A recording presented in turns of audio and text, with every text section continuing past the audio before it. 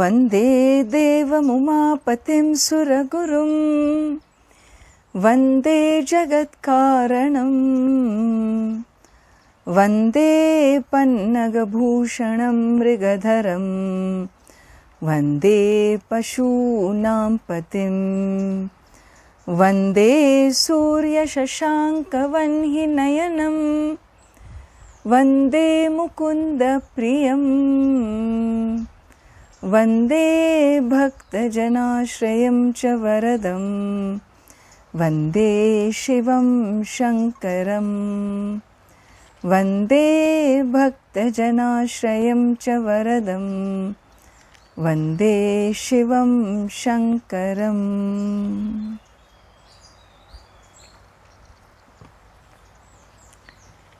Let us chant Uma Mahesvara Stotram, verse 1. Namah Shivabhyam Navayauvanabhyam Parasparashlishtavapurdharabhyam Namah Shivabhyam Navayauvanabhyam Parasparashlishtavapurdharabhyam Nagendra Kanya Vrishaketanabhyam Namo Namah Shankara Parvatibhyam Nagendra Kanya Vrishaketanabhyam Namo Namah Shankara Parvatibhyam. The refrain that you're going to see is Namo Namaha Shankara Parvatibhyam. So my repeated salutations, my salutations again and again to Lord Shankara and the goddess Parvati. And who are they? They represent the eternal. They are ever fresh and young like the Ganga. So Nava Yauvanabhyam and Parasparashlishta Vapurdharabhyam. And Parasparam, so mutually they are in embrace. And what kind of an embrace? An embrace which shows that they never move away from each other. They are inseparable. So they are inseparable.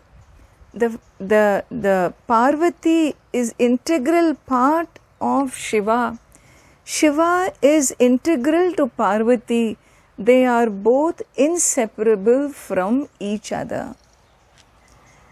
And here is where I began to talk about how unique a concept this is, how unique an understanding and insight this is, in which the cosmic being is looked upon as all that is here. When all that is here in the creation, when we say, we refer to the animate and inanimate. In the animate, we refer to the male and the female genders. We may refer to the different chromosomes, male, female chromosomes. We refer to, without these two, creation is not possible. And therefore, the inseparable nature of the male and the female. And therefore, the goddess is equally as important as the God is. So are they really two? No, they are not two, they are one. But like we look upon the cosmic being as a trinity, based on, with reference to the functions of creation, which means creativity, sustenance and dissolution, with reference to these three functions we talk about that one omniscient being as a trinity with their consorts. And what is this consort element in it?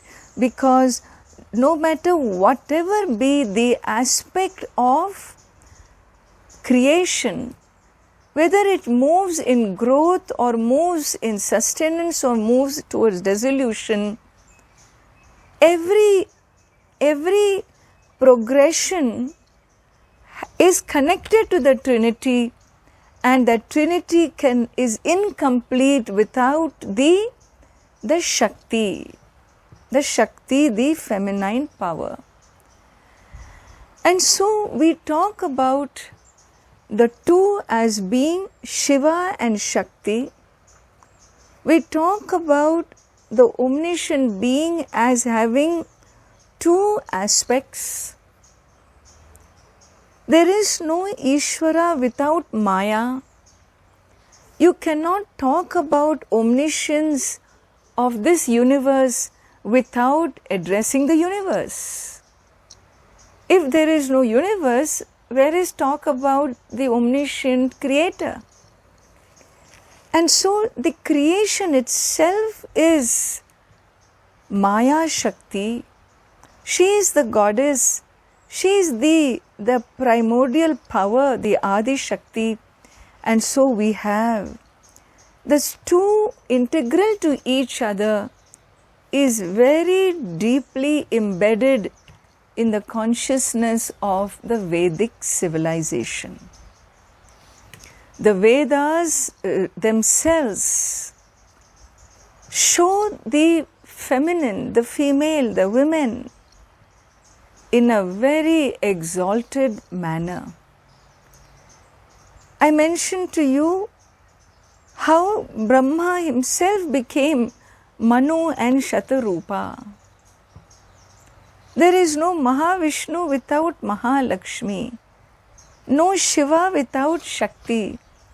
And I would like to give you an insight about how in the revelations of the Vedas themselves, whether it is Rig Veda or Yajur Veda, you find the mention of the Rishis, Rishikas they were called. Rishis are the male, the men folk, and Rishikas are the female. And in the listing of the Rishis and Rishikas, we have Ekaki Rishis and Grahastha Rishis. Along the same lines, we have Ekaki Rishikas. So the women seers, the women sages who were single, and we have with us even today, from the Vedic times, thousands of years ago, thousands, tens of thousands of years ago, even that information we have where the Rishikas are described like Aditi, Dakshayani, Urvashi, Godha, Juhur Brahmajaya, Deva, Matsya, Shraddha, Kamayani, Surya Savitri. These were the Ekaki Rishikas, the single women seers. Then we had Grahastha Rishis, which I had talked about. Rishis, sages who were seers of the Vedic mantras but who were married. They had their spouses.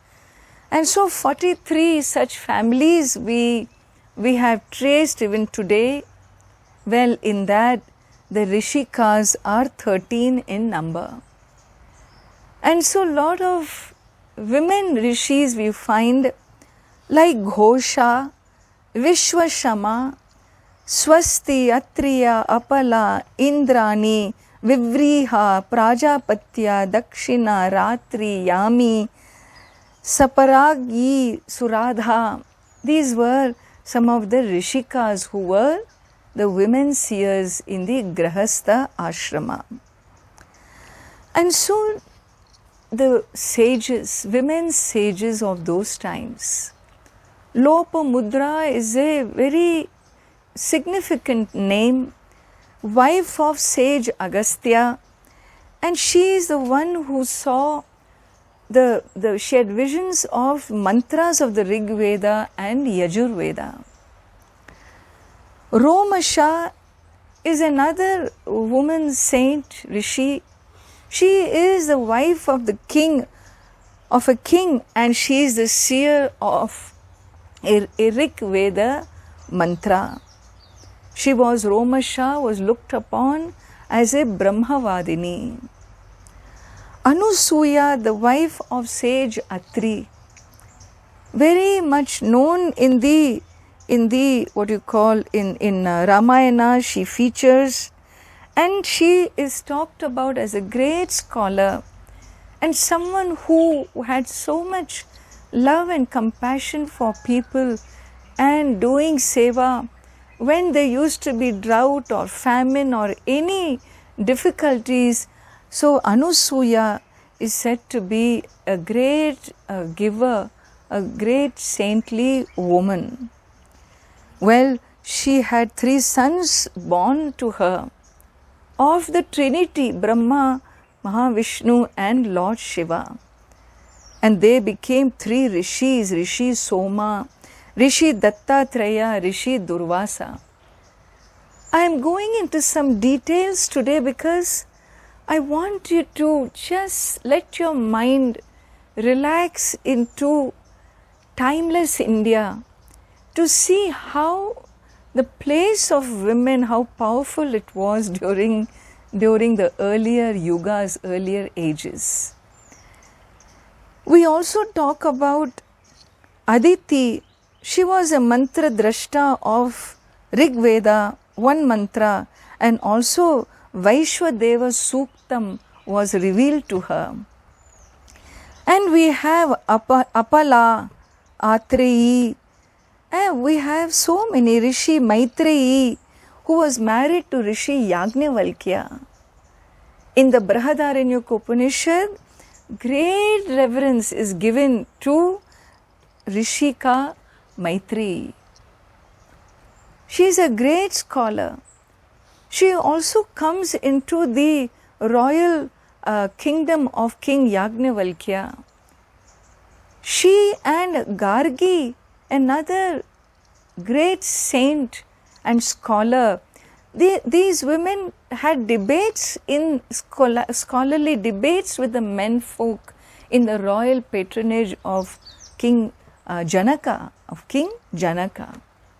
Yagnavalkya is the husband to Maitreyi, and in Brihadaranyaka Upanishad, elaborate dialogue of sage Yagnavalkya with Maitreyi is seen. So like this we have the gender. When you talk about the gender, even the Upanishads say, "Oh omniscient being, you are Tvam Stri, Tvam Puman Asi." You are the feminine and you are the masculine. The Veda describes the Devi Suktam. There is, if you focus on the goddess, you have so many Vedic prayers for the goddess. We have Devi Suktam, we have Ratri Suktam, we have Shri Suktam, we have Durga Suktam, we have Saraswati Suktam, we have Bhu Suktam for the Mother Earth, we have Prithvi Suktam. Like this, we have so many prayers to the goddess in the very Veda itself.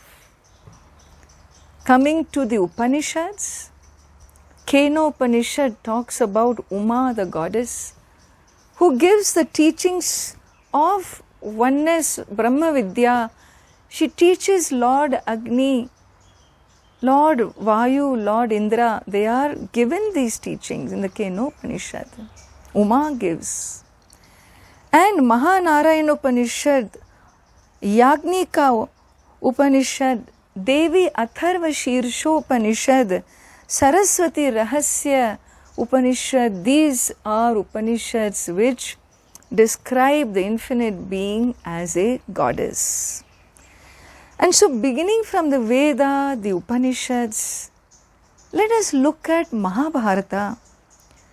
In Mahabharata, also in the Virata Parva, Yudhishthira, the great Pandava, a very noble dharmic prince, well, he prays to Goddess Durga and receives her blessings for victory in the war.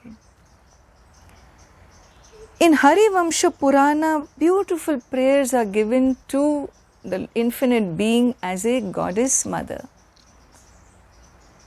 The goddess is also called Vangmayi, her incarnation. The goddess omniscient being as a goddess, her incarnations come as word revelations. Vangmayi avatara. She descends through words. Like what? The Bhagavad Gita. The Vangmayi avatara of the goddess is the Bhagavad Gita, is the Chandi, So the Devi Mahatmyam, these are all beautiful works which describe Chandi and so on, simply glorifies the goddess. And so in the tradition you find there is glorification either of only the male element or exclusively the female element, or it's a combination of both. And in this manner we have this beautiful Purana mythological work called Devi Bhagavatam, in which Kumari Puja is elaborated. Kumari is a young maiden before she attains puberty. And in this culture, puja is done to those girls as goddess, because she is untouched. She is pure form of a goddess. And so Devi Bhagavatam describes Kumari Puja. And in this manner, Kalika Puranam, Devi Puranam, Matsya Puranam, Nandikeshwara Puranam, they all give you exhaustive, elaborate descriptions of Durga Puja. In this country, the goddess worship as Durga is a very, very elaborate, beautiful, colorful form of worship. And many, many mythological texts describe in great detail the Durga Puja. In Vamana Purana, exhaustive detail of how goddess comes in her fierce forms and destroys the demon Mahesvara who created havoc in the three worlds.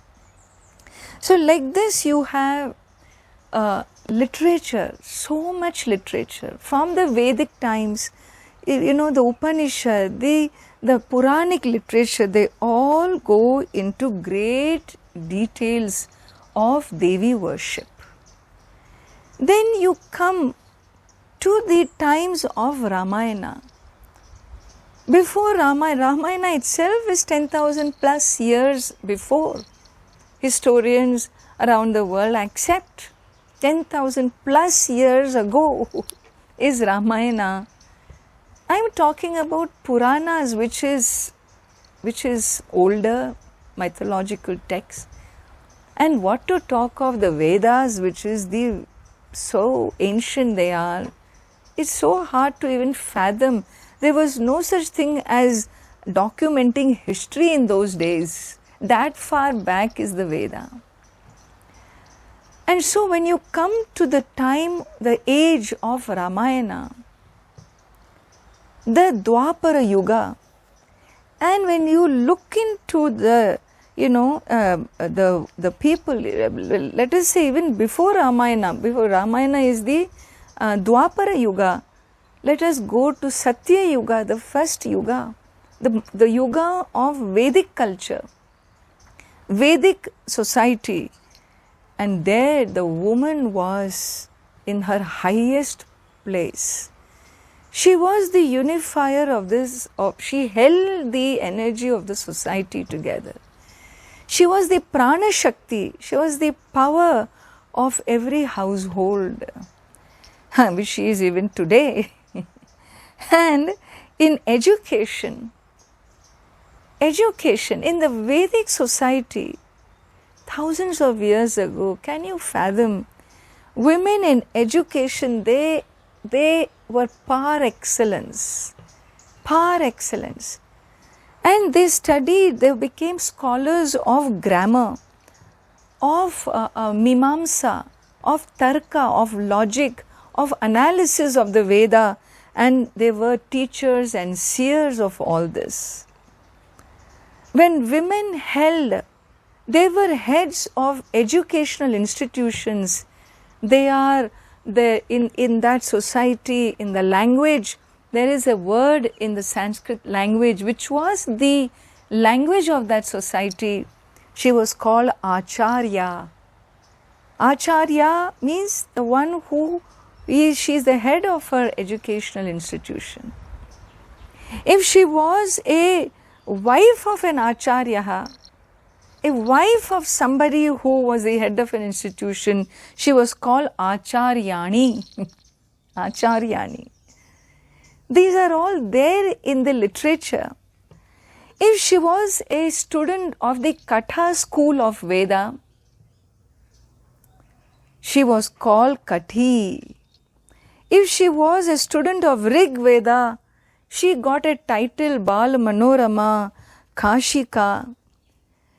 If she studied, we talk about Paninian system of grammar, there was there were many systems of grammar. There was Shakalya system of grammar, there was Apishali system of grammar, Apishali system of grammar.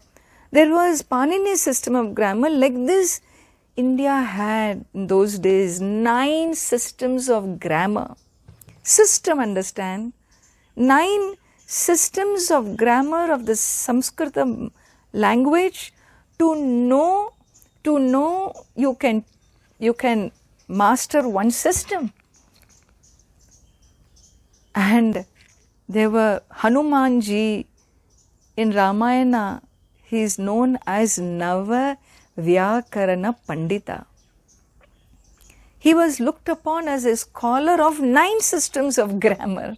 Imagine, even one system we have such a hard time. When we move from simple consonant to conjunct consonant, we get all confused. We have not even entered grammar, we are still in script writing and understanding how to pronounce. They knew not one system of grammar, 9 systems. Such was the brilliance. And so the women in Vedic times, when they studied Apishali, grammar students, they were called Apishala. These women gained titles, Apishala.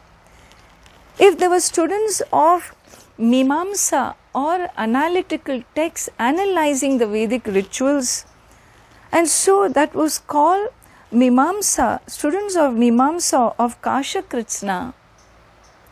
Kashakritsna study of Mimamsa, they were called Kashakritsna.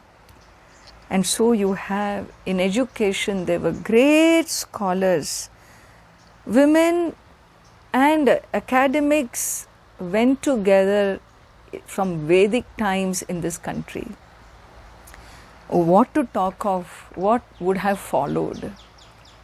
Then you come to the Dwapara Yuga. You come to the time of Ramayana 10,000 plus years ago. And you have in Ramayana, the beauty about studying this great historical poem is, you get such a rich, profound insight into the culture of the land.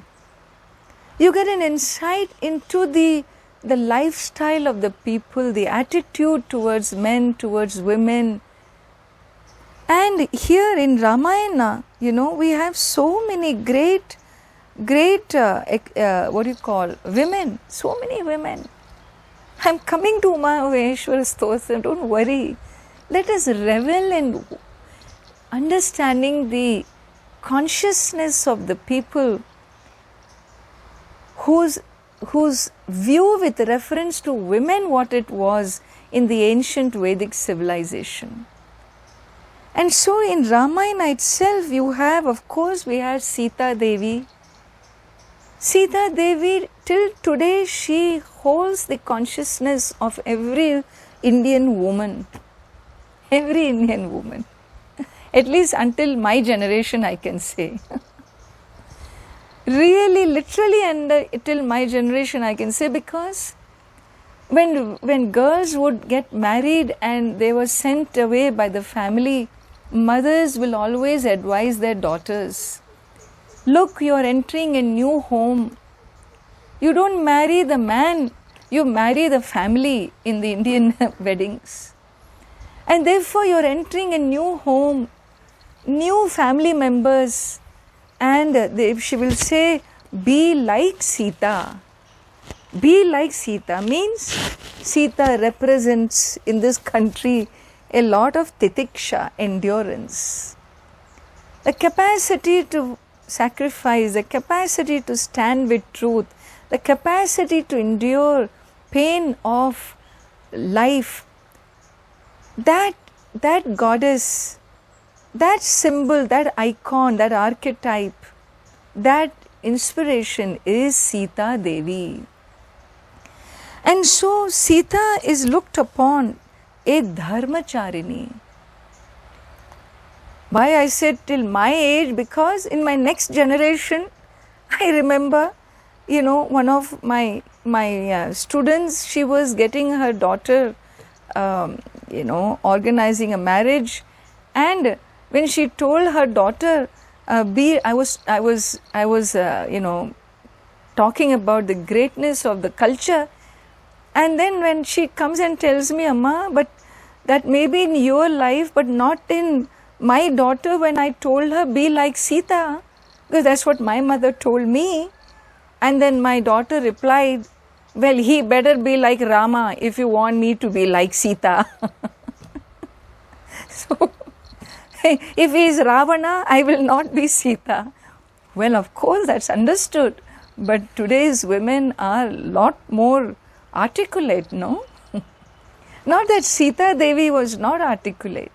You look into Ramayana, she is amazing, the way she dialogues with Rama, the way she reminds him of his dharma and so on. There are amazing dialogues of Sita's role, very powerful role in Ramayana. She is not an abala, a helpless person.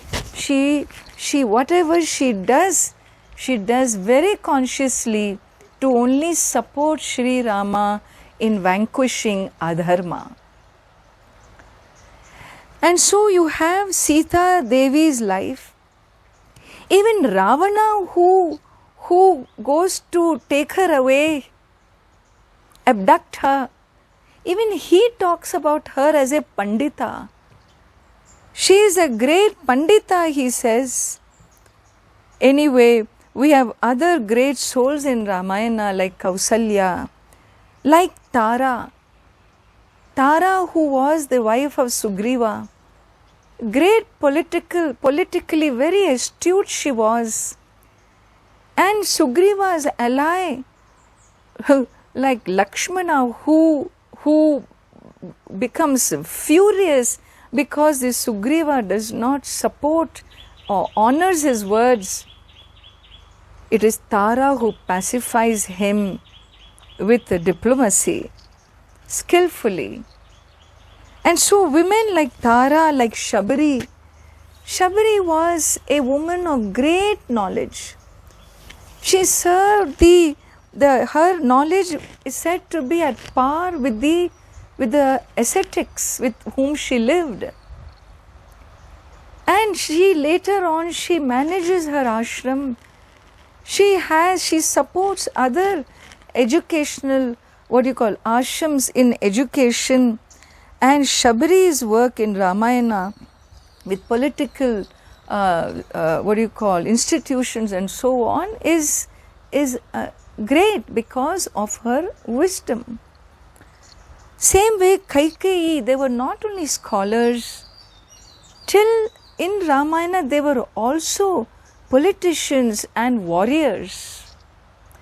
Kaikeyi participated in wars with King Dasharatha and leads many wars to victory for him.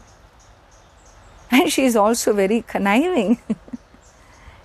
So, Anusuya, as I mentioned earlier, and in Ayodhya, you have examples talked about Vadhu Sanghaha, women associations which nurture education and other skills and forms of training.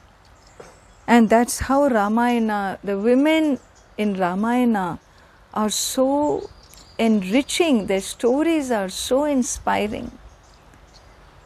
We will see tomorrow how when the age changed to Dwapara Yuga in Mahabharata, the role of the different women in Mahabharata, and after Mahabharata, really between Mahabharata till about 1,000 years ago, we are looking at about 5,000, 4,000 years gap. Again, a massive shift takes place between Mahabharata, which is 5,000 years ago, and about 1,000 years ago, another change of the position of women changes.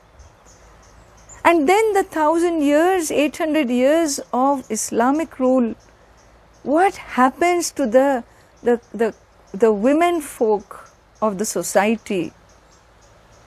And then comes the British last 300 years, what happened to the consciousness of the people with reference to women in this society? It is unbelievable to see that shift taking place. I would like to complete from Mahabharata to the Mughal invasions, to the British, and for you to get a great flow of this Vedic civilization and what it truly stands for, before we enter into the specific details of how the two male and female aspects of the divine being, how both are inseparable, and what does that really mean in the philosophical language. Those secrets will be revealed in the Stotram, but for now, one more session of introduction before I complete and move into the very text. Om Purnamadah Purnamidam Purnat Purnamudachyate Purnasya Purnamadaya Purnameva Vashishyate. Om Shanti Shanti Shanti. Harihi Om. Shri Gurubhyo Namaha. Harihi Om.